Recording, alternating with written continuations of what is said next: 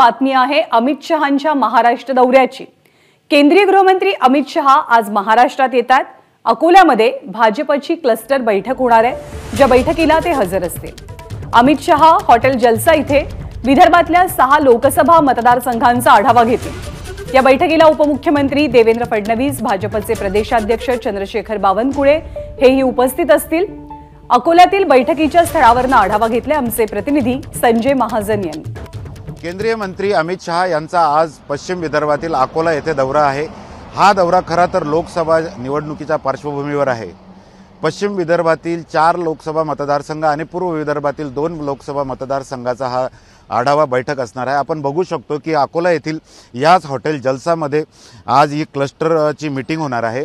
खरं तर भारतीय जनता पार्टीने क्लस्टर हे तयार केलेले आहेत आणि त्यात विदर्भातील हा एक क्लस्टर आहे, ज्यामध्ये 6 लोकसभा मतदारसंघ आहे। पश्चिम विदर्भाचा विचार केला तर पश्चिम विदर्भातील बुलढाणा, अकोला, वाशिम, यवतमाळ आणि अमरावती लोकसभा मतदारसंघाचा यात समावेश आहे आणि पूर्व विदर्भातील वर्धा आणि चंद्रपूर लोकसभा मतदारसंघाचा आढावा आज अमित शहा घेणार आहेत। अमित शहा ज्या हॉटेलमध्ये हा आढावा घेणार आहे त्या हॉटेलसमोर आता आपण आहोत आणि या ठिकाणी खूप चोख असा पोलीस बंदोबस्त सुद्धा लावण्यात आलेला आहे।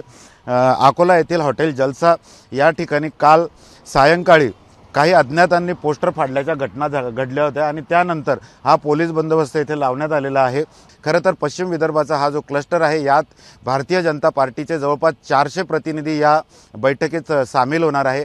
प्रत्येक जिल्ह्यात 2 कमिटी करण्यात आलेल्या आहेत, ज्या 2 कमिटीत स्थानिक भारतीय जनता पार्टीची जी वर्किंग कमिटी आहे त्यातील काही सदस्य यात सहभागी होणार आहे, तर प्रत्येक जिल्ह्याची जी निवडणूक कमिटी असते त्यातील काही सदस्य यात सामील होणार आहे। आपण जर का बघितलं तर याच ठिकाणी अमित शहा हे जवळपास 11:30 वाजता अकोल्यात पोहोचतील आणि त्यानंतर बैठकीला सुरुवात होणार आहे। एक मतदारसंघ वाईज ही बैठक होणार आहे आणि या विदर्भातील 6 लोकसभा मतदारसंघाचा यात आढावा घेतला जाणार आहे।